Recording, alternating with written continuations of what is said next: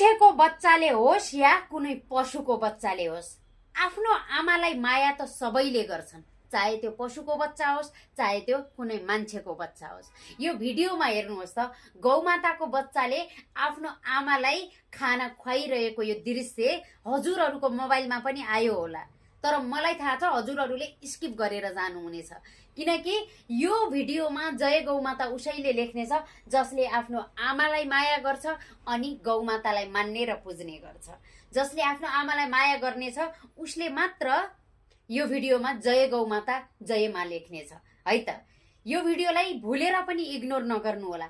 हजुरहरूले एउटा शेयर गर्नुभयो भने यो भिडियोमा सबैमा पुर्याउनु भयो भने यो भिडियोबाट एउटा सन्देश चाहिँ सिक्न सक्नुहुन्छ। हजुरले के सन्देश थाहा छ?